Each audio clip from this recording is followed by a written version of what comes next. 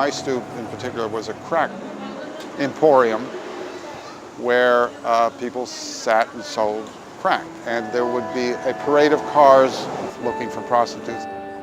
Criminal trespass or trespassing in parks, little small thefts of food, beer, things like that. Quality of life crimes, so that's public intoxication, prostitution, disorderly conduct. A high rate of drug addiction, mental health issues, under or no employment. Persons with misdemeanors usually have a social, psychiatric, or drug problem that normally would not be addressed.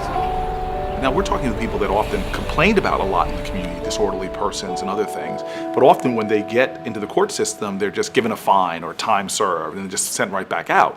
Now, that's not solving any problems. The problems that we have confronted for so many years are that the same people come into our courts again and again and again with the same problem, and no one solves their problem. In the early 1990s, Times Square was in crisis. The crossroads of the world had developed a reputation for drugs, crime, and disorder. A group of civic leaders decided to do something about it. The result was the Midtown Community Court. Our partnership with the Midtown Community Court started in the early 90s when there were a whole bunch of quality of life problems that just weren't being solved by normal means. And so there was a need for creativity and innovation and partnership. The Midtown Community Court was a neighborhood-based court that sentenced low-level offenders to perform very visible community restitution out in the neighborhoods, paying back the communities that they had harmed through their criminal behavior. And at the same time, linking people not only to punishment, but also to the kind of services, be it drug treatment, job training, mental health counseling, that might, with a little bit of luck, stop them from coming back again and again as criminal recidivists. Researchers documented that this new approach worked, reducing the use of jail and improving public trust in justice. The impact on the streets was profound. Street prostitution declined by 56%, illegal vending dropped by 24%. These kinds of results attracted national attention. The Bureau of Justice Assistance in the early 90s recognized the innovation of the Midtown Community Court.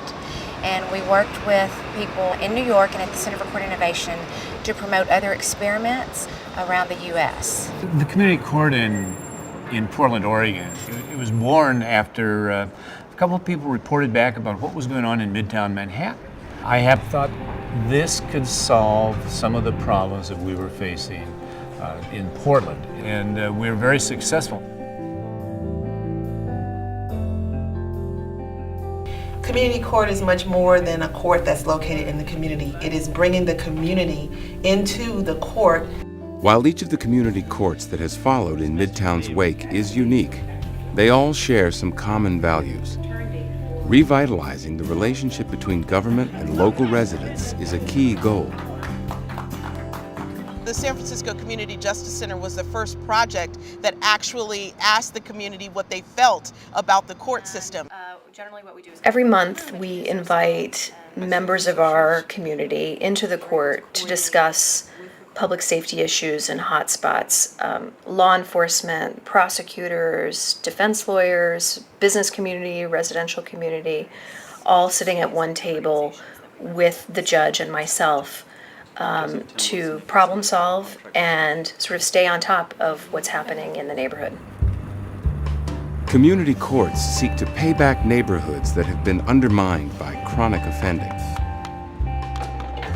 What we're trying to do is change sentencing practice. We're trying to drastically reduce the use of jail as a response to low-level crime, but also reduce the number of cases in which people walk out of court with no sanction whatsoever for their criminal behavior. But we're finding that there's a population that doesn't need to be incarcerated, but they need to be held accountable in some fashion. Community court is a wonderful way to do it. And many times these people don't have the ability to pay a fine. Instead, they can do community service, and they give them an opportunity to give back to the community. As you can see, what we're doing here is going to make this neighborhood look really good. And so you've done something for the community, and also you've also done something to take care of your citations. Actually, I enjoyed myself today, and I think this is an excellent job for us to be, in the community, to do the right thing. Community courts use social services to craft individualized sanctions. Drug addicts are linked to drug treatment. Homeless individuals are linked to housing providers. With the help of local partners, community courts offer job training, high school equivalency classes, and counseling as well. The goal is simple: to give defendants the structure and support they need to stop offending.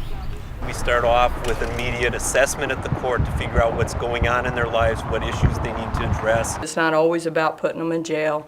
We run into many of these violators over and over again, and we would like to see some long-term solution because it helps the police as well as the neighborhood. You really can kind of get to the root of a problem as opposed to jail, prison, and probation. We're talking about treatment, counseling, rehab. Any litigant coming into a court shouldn't just be treated as a case, a legal case, but that it's a person, and that the person's problems and issues, not just a legal situation, need to be addressed as part of the court process. I want you to do is conditions of release, job readiness, the life choices group, and the marijuana group. Whereas downtown I only have jail or out, here I have a number of different tools to use to get to that person's problem so that they don't come back in front of me again. The South Dallas Community Court is located in the Martin Luther King Jr. Community Center. So instead of bringing all those services downtown, why not just bring the community court right to where the services were already located? That way our defendants get all the services and everything they need right here. We have to hold people accountable for their actions, but also being able to provide them with some underlying assistance so that we don't continue to see them, as opposed to just sending someone off with a fine or 30 days in jail, and on the 31st day, they're still a drug addict. I definitely do not think it's soft on crime. I think it's being the smartest on crime. They're smarter and smartest. The smartest law enforcement agencies attend to the social service needs of many of people that live there that might be playing out symptoms of mental health, symptoms of drug addiction. I was arrested 8 times, and the last time I had to do 3 days of community service, and that's where I started my journey. I look at this picture and I say to myself, I look at it myself, oh wow. Like, this was the old Susan. This is the real Susan. You know, they make you feel like a person. Respect, you know. I can say that. I can really say respect. I think that community courts help to do 5 things. They reduce crime, they streamline the justice system, they actually change sentencing practices, solve individual problems, and certainly increase public trust in the criminal justice system. We've seen the principles and practices that Midtown embodies, a deeper engagement with social service providers, combining punishment and help, using data in different ways to measure the outcomes of court cases, really infiltrate the criminal justice system broadly. Well, I think no one who looks at the data or the neighborhood about relating to the Midtown Community Court can conclude anything other than this has been a real success. I'm very proud of the community courts that we have here in Dallas. When we get someone who can actually use the services to turn their life around, gives us a huge win in terms of making productive citizens, of people who really didn't have an opportunity to do that before. And I see what community courts have done in other communities, other societies, other places around the country. And to me, I'm just encouraged by it, that it is ultimately cutting costs. It is ultimately liberating police officers from having to deal with the same people over and over and over again. Community courts and their guiding principles have spread far and wide, including projects in Australia, Canada, and England. It's a new way of approaching what we do. So I give it the highest grades because it's a total sea change in terms of how the courts of the state of New York do our role, our constitutional role. Innovation based on solid evidence, reducing both crime and incarceration, and enhancing the public image of justice. These are the legacies of community courts across the United States and around the world. You do not see prostitutes patrolling the sidewalks in front of children. You do not see sexual acts in cars like you used to see. It's a safe neighborhood. It's day and night.